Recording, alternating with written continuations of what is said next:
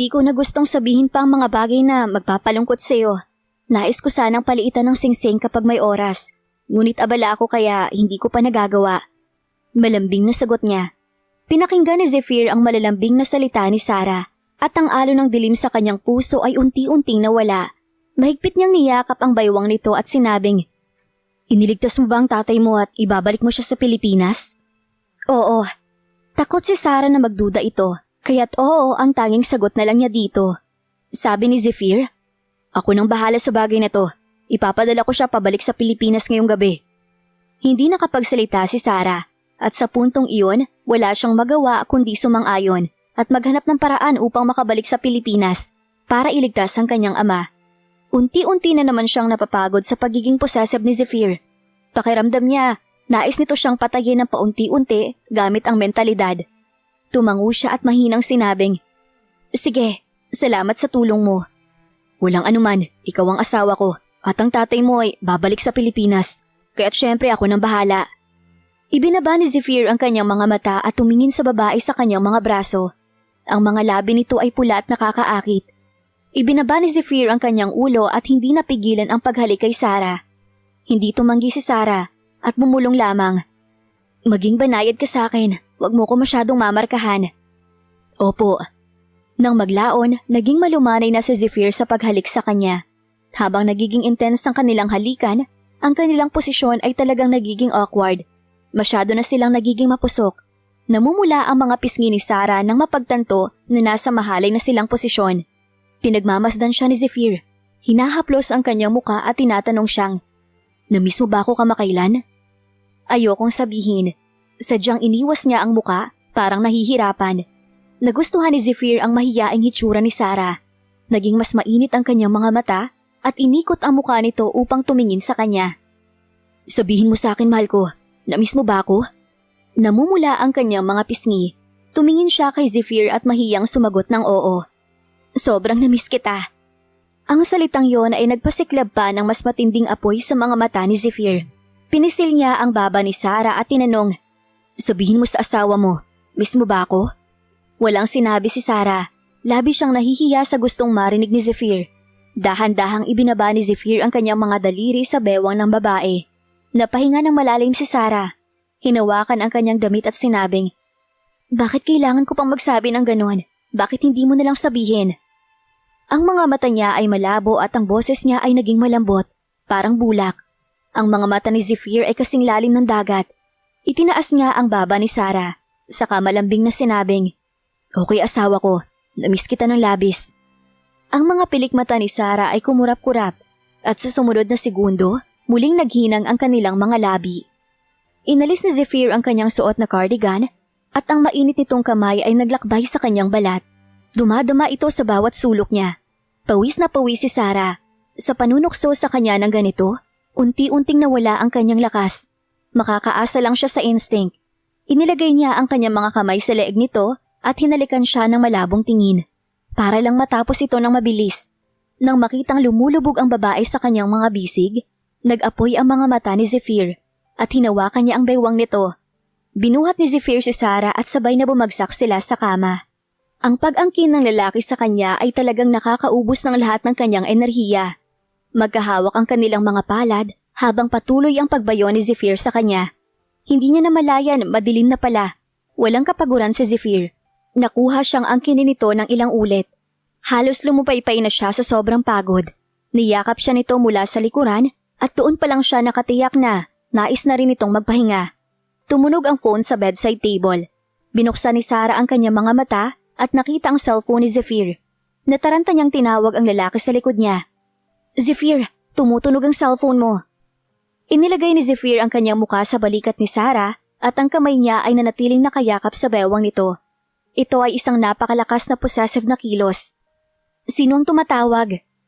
Nagtatakang tanong ni Zephyr sa kanya. Tamad na tamad itong kumilos.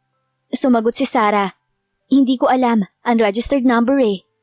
Hindi kinuha ni Zephyr ang telepono. Sa halip, ipinatong niya ang baba sa balikat ni Sarah at hinimas niya ang babae.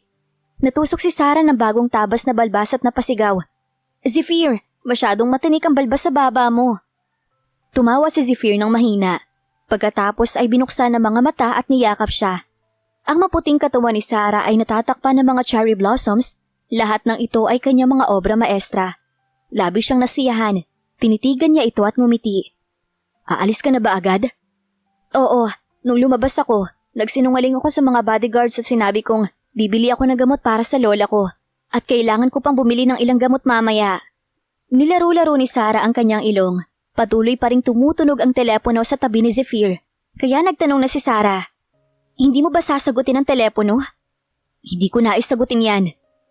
Humarap si Zephyr sa kanya at hinalik-halikan ang gilid ng kanyang mga labi, saka bumulong. Uutusan ko ang ilang bodyguards upang bumili ng gamot para sa lola mo, para may oras pa tayo na mag-isang round ulit. Natakot si Sarah at itinulak niya ang lalaki. Tama na, hindi ba't sapat na yung buong araw ngayon? Hindi ka ba nauubusan ng likido? Matutuyo ako sa'yo niyan eh. Ito ang ikinatatakot niya, kaya parang kahit mahal niya si Zephyr, nagdadalawang isip siyang makisama dito. Oo, malandi din siya kapag kasama ang lalaki, pero hindi niya kinakaya ang energy nito. Mauubos ang katas niya sa lalaki. Hindi kita nakita ng ilang araw, kaya sabik na sabik ako sa'yo. Malambing na sabi ni Zephyr. Hindi. Mahigpit na tumanggi si Sarah. Sa totoo lang, nagbibiro lang si Zephyr. Pagkarinig ng pagtanggi ng babae, ngumiti siya at niyakap ito. Natakot si Sarah at muntik nang tumalon sa kama.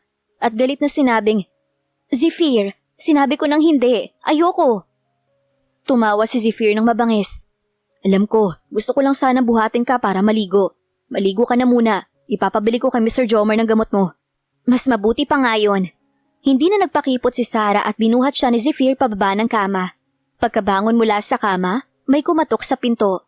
Sinabi ni Mr. Jomar mula sa labas, Sir, natutulog na ba kayo? May nangyaring insidente kay Miss Cindy.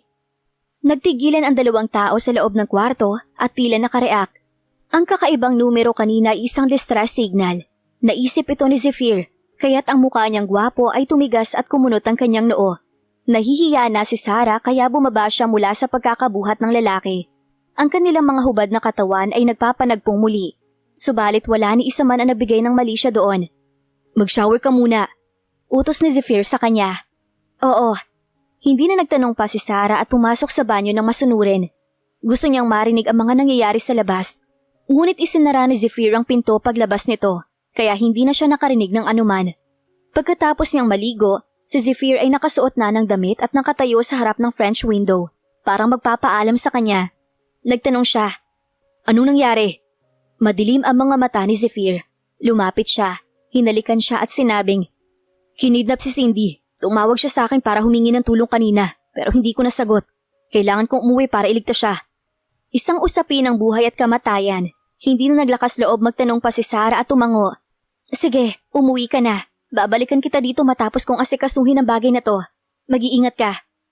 Hinawakan ni Zephyr ang pisngi ni Sarah at hinimas iyon. Okay, mag-iingat ka. Bilin niya sa lalaki. Umuwi na si Zephyr sa Pilipinas kasama si Rogelio. Pagbalik nila sa Pilipinas, inutusan niya si Benedict na asikasuhin si Rogelio at isinama si Mr. Jomar para magtipon ng mga tao upang iligtas si Cindy. Natagpuan ang kinaroroonan ni Cindy isang araw matapos iyon sa isang sirang warehouse. Nang pumasok sila, bagong setup pa lang ng mga gangster ang kamera para kunan ng larawan si Cindy. Ipinag-utos ni Zephyr sa kanyang mga tauhan na hulihin sila. Walang kalahating oras, nahuli na at tinali ng mga rope ng mga tauhan ni Mr. Jomar ang mga gangster. Lumapit si Zephyr kay Cindy. Ang kanyang palda ay napunit, ang muka at buhok ay marumi, at ang buong katawan niya ay nanginginig. Nakaramdam si Zephyr ng kaunting pagkakakonsensya. Kung nasagot lang sana niya ang tawag na yon, marahil hindi sana nahulog si Cindy sa mga kamay ng mga tao ni Marlon. Inalis niya ang coat niya at isinuot sa babae. Paglapit niya, biglang niyakap siya ni Cindy, ang muka ay puno ng luha. Zephyr, dumating ka na rin para iligtas ako. Muntik na siyang mapagsamantalahan ng grupong iyon ng mga tao at nanginginig siya sa pag-iyak. Si Marlon, ang grupong yun ng mga tao na ipinadala ni Marlon Alba. Kinidap nila ako para paghigantihan ka. At gusto nila akong kuhanan ng hubad na larawan para ipang-blackmail sa'yo. Alam ko. Ayaw ni Zephyr na mapalapit sa babae. Ngunit hindi niya ito kayang itulak palayo dahil na rin sa nararamdaman niyang awa para dito. Sa wakas, hiniling niya kay Mr. Jomar na suportahan ang kabilang kamay ni Cindy at tinulungan nila itong dalahin sa ospital. Ayaw niyang buhatin ng babae dahil ang mga bisig niya ay para lamang sa pinakamamahal niyang si Sarah. Walang ibang iaangat na babae ang kanyang mga braso maliban na lang sa kanyang ina at sa kanyang magiging anak. Sinuri ng doktor si Cindy at nalaman na walang mali sa kanyang katawan. Ilang mga pinsala lamang sa balat, ngunit nag-iwan ito ng isang napakaseryosong epekto sa psikolohikal at siya ay nanginginig sa takot paminsan-minsan. Nang makita siyang ganito, medyo nakonsensya si Zephyr at tinanong si Mr. Jomar, "Nalaman mo ba ng malinaw? Ang mga taong yun ba ay ipinadala nga ni Marlon?" "Opo, sinunog ng ating mga tao ang bodega ni Marlon Alba sa North District at inatake niya si Miss Cindy. Nung araw na yun, kadadating lang ni Miss Cindy sa ospital para bisitahin ang inyong ina nang siya'y kinidnap ng grupo ng mga gangster na yun. Talagang tumakas siya sa daan at nanghiram ng telepono ng isang dumadaan para tawagan ka. Ngunit hindi niyo po sinasagot, kaya nahuli na naman siya ng grupo ng mga gangster na yun." Malungkot ang mukha ni Zephyr. Sa sandaling ito, sumigaw si Cindy ng Zephyr. Nang marinig ang boses nito, tumalikod si Zephyr kay Mr. Jomar at pumasok sa ward. Sa sandaling lumalakad siya sa harap ni Cindy, yumakap ito sa kanya at nanginginig na sinabing, "Zephyr, takot na takot ako. Sa 2 araw na yon, ikinulong nila ako sa isang bodega na puno ng mga daga na patuloy na tumitili. Hindi nila ako pinapakain. Tapos pinunit nila ang aking damit at sinubukang..." Sa sobrang takot nito ay bumagsak ang mga luha nito sa kanyang kamiseta na parang mga maliliit na holen. Hindi nakatiis si Zephyr at tinapik ang balikat nito. "Okay na." Kahit na hindi niya ito nagustuhan, maraming nagawa si Cindy para sa kanya sa nakalipas na 4 na taon. Ito ang nakiusap sa kanyang lola na ibigay sa kanya ang Sanchez Group para mailigtas ito at mabigyan ng pondo mula sa De Vera Group. Sinabi niya kay Cindy, "Huwag kang mag-alala. Kinidnap ka ni Marlon dahil galit siya sa akin. Wala nang iba pa. Patayin si Sarah!" Hinawakan ni Cindy ang kwelyo ni Zephyr. "Nakipag-usap siya sa babaeng yon. Maaari mo ring hanapin ang Sarah na yon. Magpadala ka ng taong papatay kay Sarah. O hayaang may mga insulto sa kanya. At hayaan si Marlon Alba na matikman na nakasisira ng buto na lasa ng babaeng yon. Ipagangbang mo siya." Nagdilim ang mga mata ni Zephyr. Siyempre wala siyang gagawin kay Sarah. Mahina lang niyang sinabi, "You should have a good rest." Hinawakan niya ang mga kamay ni Cindy na nakahawak sa kanyang kwelyo. Saka pinilit na pabitawin ito. Binuksan ni Cindy ang kanyang mga mata at pinagsalikop ng mahigpit ang kanyang mga kamay. Muntik na siyang mapagsamantalahan sa kidnapping na ito. Ngayon lang, sadyang iniisip niya na may kasalanan si Sarah sa nangyari sa kanya at hilingin kay Zephyr na patayin na ang babaeng yun para sa kanya. Gusto niyang mawala na ito ng tuluyan sa kanyang landas. Ngunit nawala ang puot sa mga mata ni Zephyr. 10 araw pa lang ito sa Amerika at parang wala nang galit kay Sarah. Anong nangyari sa Amerika? Ang 1.3 billion ba talaga na singsing na binili nito ay para sa kanya? Kung oo, bakit hindi nito iyon inilabas? Kahit na sobrang miserable siya ngayon, ayaw nitong ilabas ang singsing para ipakita sa kanya. Nabuhay ba kay Zephyr ang dati niyang pagmamahal kay Sarah? May nangyari kay Cindy at alam na ni Zephyr na si Marlon ang may gawa nito. Naalala niya ang proyektong sinabi sa kanya ni Sarah. At hiniling niya kay Mr. Jomar na magpadala ng isang tao upang magpaimbestiga sa nasabing proyekto. Pagkaraan ng isang araw, natagpuan ang bagong proyekto ng enerhiya. Ito ay isang napakalaking proyekto at si Marlon Alba ang pinakamalaking shareholder na nakatago dito. Kung hindi naging maayos ang proyekto, kailangan niya mag-alis ng isang layer ng balat. Kaya't si Zephyr ay lihim na nagpapadala ng isang tao upang magtungo doon, mag-imbestiga ng mga kaganapan. Halos tumawa ng malakas si Zephyr nang malaman niyang ang ilan sa kanilang mga materyales ay hindi nakapasa sa pagsusuri. At agad na hiniling kay Mr. Jomar na mag-ulat sa lokal na pamahalaan upang maimbestigahan ang proyektong iyon ni Marlon na gumagamit ng substandard materials. Sa loob ng ilang araw, ang proyekto ni Marlon ay tatatakan at ititigil na. Naghihintay si Zephyr sa araw kung kailan ito magagalit. Pagkatapos gawin ito, meron siyang oras para makipag-video call kay Sarah. At sabihin dito na si Rogelio ay naninirahan sa isang lihim na nursing home. Nagbabasa ng libro si Sarah sa kwarto nang makitang tumatawag si Zephyr. Nang i-on ni Zephyr ang video, nakita niya ang kaakit-akit na maliit na babae sa screen. Nakahiga ito sa kama at nang marinig niya na si Rogelio ay nasa maayos ng kalagayan, hindi niya alam kung ano ang maiisip niya. Inihagis niya ang libro at humiga sa kama at sinabing, "Ano, hindi ka ba masaya?" Tanong ni Zephyr kay Sarah. Akala niya ay ikinalulugod ng babae ang kanyang ginawa. Tahimik na tiningnan ni Sarah ang lalaki sa video at biglang nagtanong, "Kumusta si Cindy?" Napangiti si Zephyr nang marinig niya ito. "Nagsiselos ka ba? Kapag sinabi kong oo, magiging malungkot ka ba?" Tanong niya dito. Ngumiti si Zephyr. "Hindi, napakasaya ko. Ngunit ang nangyari sa pagkakataong ito ay nagdulot sa kanya ng malubhang psikolohikal na problema." "Anong nangyari?" Umupo si Sarah, nakasuot ng light pink na nightgown. Tinititigan siya ni Zephyr bago ito sumagot. "Muntik na siyang mapagsamantalahan. Sa kabutihang palad, nailigtas siya sa tamang oras at walang nangyaring sakuna sa kanya." "Anong gustong gawin ni Marlon sa pagkidnap sa kanya?" Alam ni Sarah na si Marlon ang may kagagawa nito kay Cindy. "Upang makaganti siya sa akin, sinunog ko ang kanya bodega sa North District, kaya pinakidnap niya si Cindy. Gusto niyang pagsamantalahan ito at kunin ng video para may pang-blackmail siya sa akin." Seryosong sagot ni Zephyr sa kanya. Nakalanghap si Sarah ng malamig na hangin. Hindi niya akalain na magiging ganito kalupit ang mga pamamaraan ni Marlon. Bagaman mabagsik ang mga pamamaraan ni Zephyr, hindi nito kailanman naisipang gawin ng anumang bagay sa babae ng kanyang kalaban. Hindi ito ganoon kasama. Sa paghahambing niya, si Marlon ay higit na baliw kaysa kay Zephyr. "Thinking about it this way, mas mabuting hindi niya alam na ikaw at ako ay nagkabalikan na. Kung hindi, nag-aalala talaga ako sa pananatili mo sa Amerika." Nag-aalala ang tinig ni Zephyr. Ngumiti si Sarah. "Hindi pa bumabagsak sa kanya mga kamay ang kumpanya namin, kaya wala siyang gagawin sa akin. Siya nga pala, nasuri mo na ba ang bagong energy project sa Ireland? Anong masasabi mo?" "Nilaman ko na ito ay isang secret project na tinutustusan ni Marlon. Plano niyang gumawa ng bagong kumpanya ng enerhiya doon. Ngunit may ilang materyales na hindi pumasa sa pamantayan. In-report ko siya. Siguro malalaman niya na akong may kagagawa nito sa loob ng 2 araw." Hindi pa natatapos si Zephyr sa pagre-report. Kailangan din niyang mabilisang bumili ng mga bagong materyales para doon upang hindi iyon maipasara. 3 araw ang lumipas. Nalaman ni Marlon ang tungkol dito sa opisina at galit na sinira ang isang ashtray. "Anong sabi mo? Isinara ng gobyerno ang proyekto namin?" Matalim na tanong niya kay Mia. Natakot ang babae at hindi makapagsalita ng malakas. Bahagyang nagsalita ng may kaba. "Si Zephyr po ang nag-report na ang materyales na ginamit natin ay hindi pasado sa pamantayan. Kaya pinuntahan ng gobyerno ng paulit-ulit ng kumpanya natin doon upang mag-inspeksyon. Ngayon, ipinasara na nila ito dahil sa ating paglabag sa batas." "Si Zephyr?" Ipinikit ni Marlon ang mga mata at inisip ng mabuti. Paano niya nalaman ang tungkol sa proyektong ito? Ito ay isang lihim na proyekto na pinondohan niya kasama ang ilang business partners. At mahusay ang pagkakagawa ng lihim na mga hakbang. Paano ito nalaman ni Zephyr? "Hindi ko rin po alam. Nagbigay po ako ng kaunting pera upang alamin sa gobyerno na siya po ang nag-report."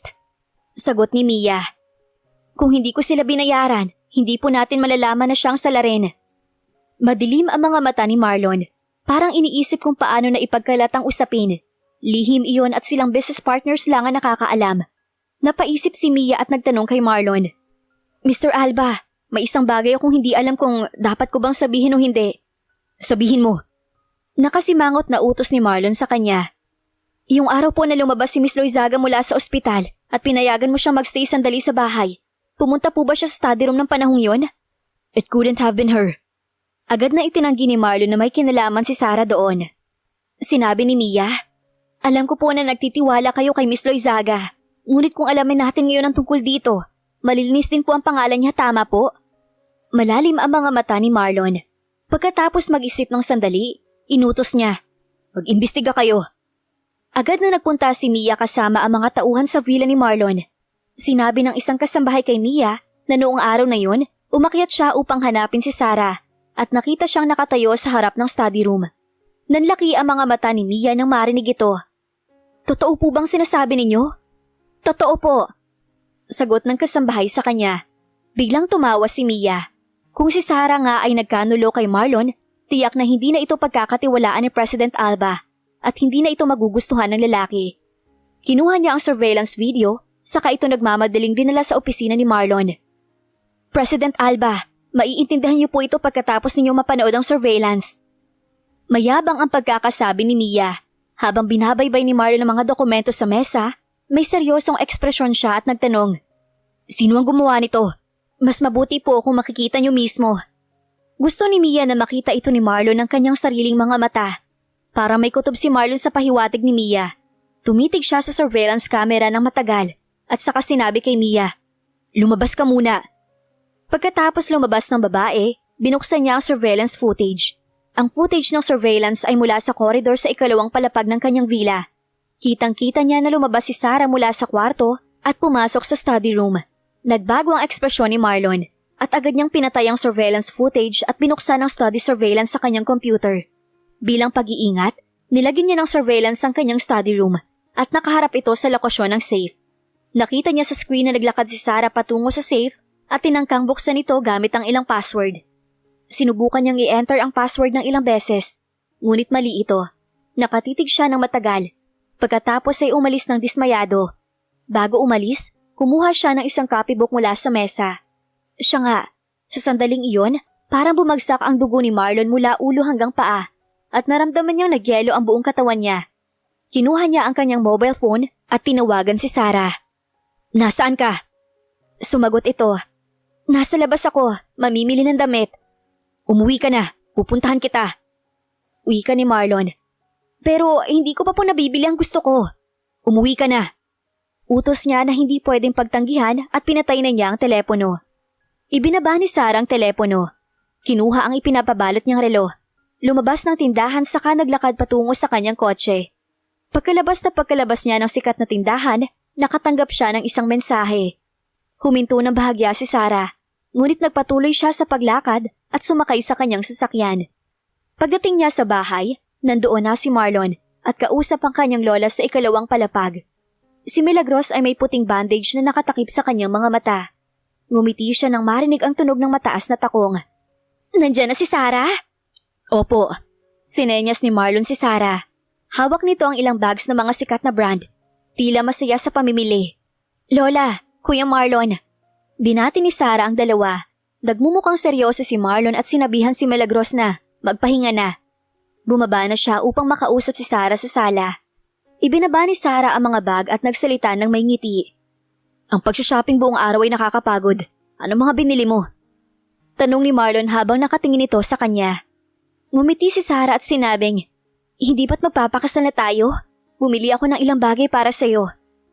Inilabas niya ang mga binili mula sa mga bag, kabilang ang mga kamiseta, suits, belts, relo, ties, tie clips at cufflinks. "Sa mga nakaraang taon, marami kang binili para sa akin, pero wala akong naibigay sa'yo. Lahat ito binili ko para sa'yo habang may oras ako. Tingnan mo kung magugustuhan mo sila. Kung hindi mo gusto, pwede kong palitan bukas." Ipinagpag ni Sarah ang lahat ng bagay sa coffee table. Tiningnan ni Marlon ang mga ito at muli niyang tiningnan si Sarah. "Bumili ka ba ng mga ito nang lumabas ka ngayon? Ano pa?" "Magpapakasal tayo sa susunod na buwan, kaya kailangan ko na bumili ng mga gamit. Nag-order na rin ako ng ilang skirts at babalik ako bukas upang sukatin ang mga yon." Maluwag ang ngiti ni Sarah, parang isang masayang bride-to-be na sabik na sa kasal. Hinaplos ni Marlon ang mahabang buhok ni Sarah, saka nagtanong, "Talaga bang nais mo magpakasal sa akin?" Natigilan si Sarah at tumingin kay Marlon.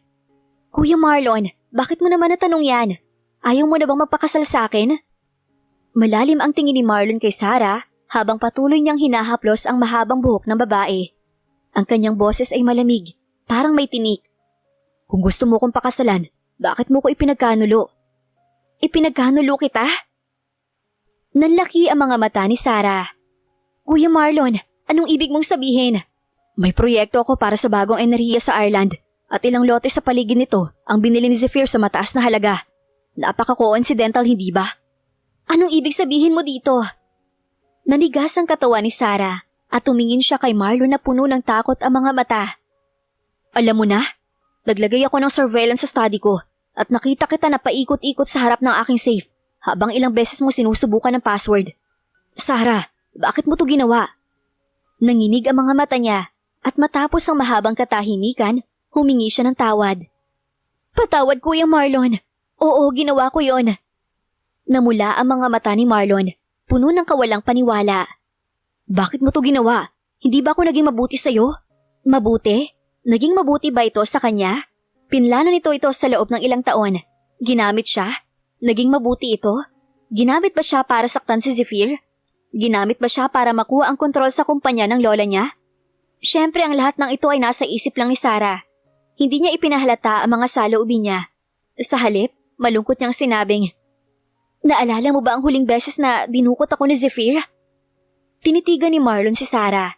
Nagsalita siya ng sobrang lungkot. "Dinukot ako ni Zephyr. Sinabi niya na binugo ko siya 4 na taon nang nakalipas. At dahil doon, nalagay sa panganib ang De Vera Group. Kaya tinakot niya ako gamit ang aking lola at pinilit akong gawin ang mga bagay para sa kanya. Kapag hindi ko sinunod, magpapadala daw siya ng mga tao para pasabugin ang villa ko." Sa puntong ito, bumuhos ang kanyang luha. Hinawakan niya ang kamay ni Marlon at sinabing, "Kuya Marlon, tinakot niya ako gamit ang lola ko. Paano ko siya hindi susundin? Dinala mo ko sa bahay niyo nung araw na yon. At hindi nagtagal, tumawag siya at pinilit akong kunin ang mga sekreto ng Alba Group. Naguluhan ako noon, kaya pumunta ako sa study room mo para kunin yon. Pero may password ang safe sa study mo, kaya wala akong nakuha. Sa sobrang despresyon ko, kinuha ko na lang isang dokumentong nasa mesa. Hindi ko alam na ang dokumento pala na yun ay tungkol sa proyektong pinagkakaabalahan mo. Basta ko na lang kinuha yon. Iniisip na baka magamit ko yung laban sa kanya. Pero hindi ko inakala na makakasakit pala yun sa'yo nang hindi sinasadya." Bahagyang kumunot ang noo ni Marlon sa narinig. Tila nagdududa pa rin ito. Dagdag pa ni Sarah, "Kaya't nitong mga nakaraang araw, labis akong nababagabag. Aminado akong binilhan kita ng regalo dahil sa pagkakakonsensya ko. Ilang beses ko na gustong sabihin to sa'yo, pero sobrang busy mo nitong mga nakaraan at hindi kita mahagilap. Tuwing tumatawag ako, sinasabi ni Mia na nasa meeting ka, kaya hindi ko na lang ikaw ginulo." Lumalabas sa kanyang ekspresyon ang labis na pagkakakonsensya, na tila hindi siya nagsisinungaling. Kailangan niya galingan ng pag-arte. Nagsimulang magduda si Marlon, pero kusa nang sinabi ni Sarah, "Kuya Marlon, kung galit ka sa akin at ayaw mo na akong makasama dahil dito, pumapayag akong kanselahin ang kasal natin. Tungkol naman sa halagang nawala sa Alba Group, sabihin mo kung magkano at babayaran kita sa abot na makakaya ko. Kung hindi ko kayang bayaran ng buo, magsusulat ako ng IOU." Pagkarinig nito, agad na sinabi ni Marlon, "Ang tanga mo, paano ko hahayaang ikaw ang magbayad?" Tiningnan siya ni Sarah na may pagkakakonsensya at sinabing, "Kasalanan ko na, naging hangal ako. Kumuha ako ng dokumento at nakasakit sa'yo. Kung alam ko lang na ganito ang mangyayari, hinding-hindi ko yun gagawin." Habang pinakikinggan ang paliwanag ni Sarah, unti-unting naglaho ang mga duda sa puso ni Marlon. Oo, palaging mabait si Sarah. Noong niloko niya ito, hindi ito nagduda. Mukhang napilitan lamang talaga ito dahil sa banta ni Zephyr. Kaya nagawa ang ganitong bagay. Hinaplos ni Marlon ang kanyang muka at malumanay na sinabing, "Sige na, kalimutan mo na yon. Oo, binigo mo siya 4 na taon na nakalipas. Kaya maiintindihan ko na tinakot ka niya. Pero huwag kang mag-alala, napilit ko na siyang bumalik sa Pilipinas. Lahat ng nanakit sa'yo, haharapin ko na. Sisiguraduhin kong hindi na niya magagawang guluhin ka ulit."